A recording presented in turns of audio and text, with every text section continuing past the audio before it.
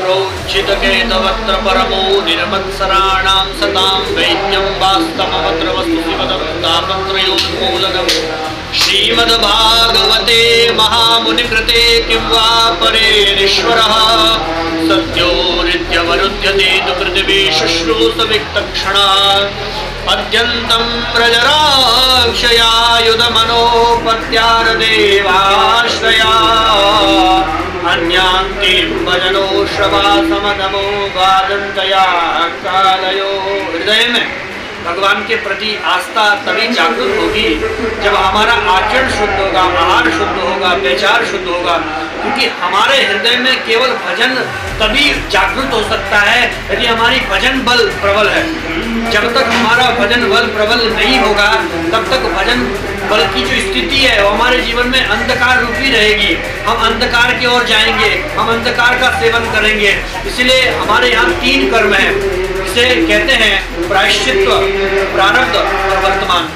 हम जो प्रारब्ध का है वो हमें अभी मिल रहा है, समय के आधार पर हमें मिलता जा रहा है, और जो हमारा संचित हो रहा है उसको हम कमा रहे हैं, अभी फसल माने काट रहे हैं। और जो हमारा वर्तमान है वो हमारा वर्तमान कार्य चल रहा है। इसीलिए मैं यही बताना चाहता हूँ, मानना भी चाहता हूँ, जानना भी चाहता हूँ कि इस हृदय में केवल भगवान नाम का कीर्तन और भगवान का भजन, केवल वही आपका शोधन कर सकता है, वही आपके जीवन में जीवनता का अनुभव करा सकता है, जीवन में सद्वृत्ति का अनुभव करा सकता है, जीवन में हमारे भजन का अनुभव करा सकता है। तो भजन ही एक ऐसी चीज है जो हमारे जीवन का उत्तम श्लोक जीवन है, उत्तम श्लोक भगवान का चरण है, वो उत्तम श्लोक ही कर सकता है उसके भजन के माध्यम से।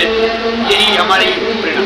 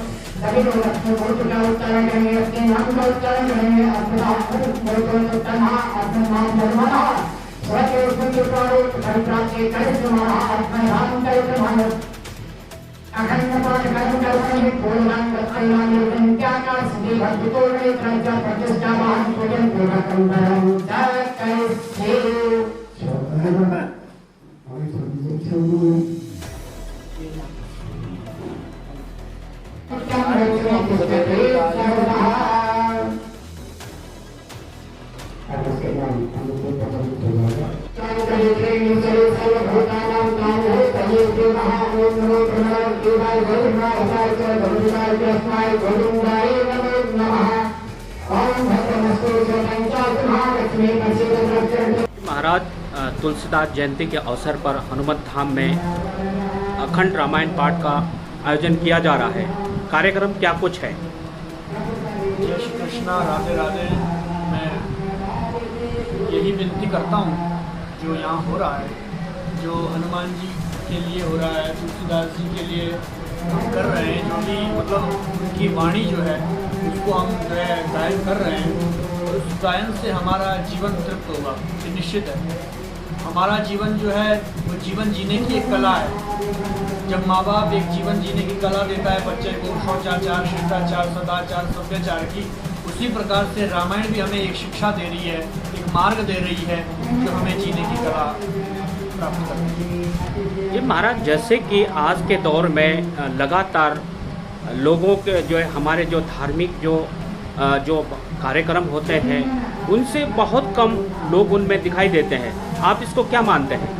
ये जो है अंधकार का प्रतीक है, क्योंकि आदमी के लिए जब तक आहार शुद्ध नहीं होगा तब तक शरीर शुद्ध नहीं हो सकता है, जब तक विचार शुद्ध नहीं होगा। आहार की महत्ता है, यदि आहार शुद्ध हो गया विचार तभी शुद्ध होगा, क्योंकि आजकल के आहार शुद्ध नहीं है। आज जो भी भोजन है लोग बाहर खा रहे हैं, तामसिक प्रवृत्ति का भोजन कर रहे हैं, हमारी विचारधारा उतनी ही चली जा रही है, उतनी विचारधाराओं में बहुत दिक्कतें हो रही है। इसीलिए हमारा आहार शुद्धि, शब्द शुद्धि, शास्त्र कहता है कि आहार शुद्ध होगा तो मन भी शुद्ध होगा, चित्त भी शुद्ध होगा, और जो है आत्मा भी शुद्ध होगी, चेतना भी शुद्ध होगी। इसलिए आहार शुद्ध हमें करना चाहिए। महाराज, जैसे कि आज का जो युवा पीढ़ी है, खास करके जो हमारे धर्म, हमारे रीति रिवाज इससे दूर होता जा रहा है, इसको आप क्या मानते हैं? ये अंधकार का प्रतीक है। हम सब लोग अनेकों जगह जाते हैं, दिल्ली, नोएडा, गुड़गांव, राजस्थान, उदयपुर, हमको देखने के लिए मिलता है, क्योंकि जब तक हम संस्कारी नहीं बनेंगे, क्योंकि हमारा जो सर्वप्रथम गुरु है वो मातृशक्ति के रूप में विद्यमान है। यदि हमारी मातृशक्ति आचरण के सहित, हमें संस्कारों के सहित उसको हमें मार्गदर्शन करती है, या पुराणों का बोलो या शास्त्रों का बोलो या जीवन में किसी रामायण का बोलो, किसी का भी आप समय समय के अनुसार अध्ययन करा रहे हो, आप जो है निरंतर उनको संस्कारों की उपाधि दे रहे हो, हमारी मन की शांति भी तब होगी जब हमारे संस्कार निरंतर भगवतमय होंगे। क्योंकि अंधकार जो फैल रहा है, जो हमारी मानसिकताओं में कोई बहुत सारे लोग होते हैं, हमारे पास बहुत सारे लोग आते हैं जो मानसिक से परेशान हैं, कोई अपने जीवन से बहुत परेशान है, क्योंकि हमारे जीवन में संस्कारों की बहुत ज़्यादा कमी है। हम संस्कारी हो ही नहीं रहे। अब आज से 20 साल पहले यदि आप कुंडली का विश्लेषण देखें तो कुंडली में बहुत कम योग निकला करते थे, क्योंकि लोग सत्कर्म करते थे ज़्यादा। आजकल का जो 20 साल के बाद का जो समय है वो इतना अंधकारमय हो गया है, जिससे हम ना तो अपने शास्त्रों को पढ़ पा रहे हैं, ना अपने परिवार में समय दे पा रहे हैं, किसी को भी समय नहीं दे पा रहे हैं, केवल अंधकार को समय दे रहे हैं। इसीलिए हम अंधकार की ओर जा रहे हैं। आपका नाम महाराज? मेरा नाम आदित्य कृष्ण महाराज है और मैं श्रीधाम वृंदावन से हूँ, और अभी मैं विकासनगर में आ रखा हूँ। तो हनुमत धाम में उपस्थिति हुई है, यहाँ के जो संस्थापक है उन्होंने हमको सूचित किया तो हम यहाँ पर आए, और इस रामायण के स्वाध्याय में बोल लो या उसके उपलक्ष्य में बोल लो, भगवान श्री राम की कृपा से हम यहाँ आए हैं, क्योंकि बिना कृपा से कहीं जा नहीं सकता व्यक्ति। कि जब तक राम जी की कृपा ना हो, जब तक कृष्ण की कृपा ना हो, तब तक व्यक्ति कहीं जा ही नहीं सकता है। इसलिए हम तो मानते हैं कि हनुमंत लाल की कृपा और श्री राम जी की कृपा हुई है, तब हनुमत धाम में उपस्थित है।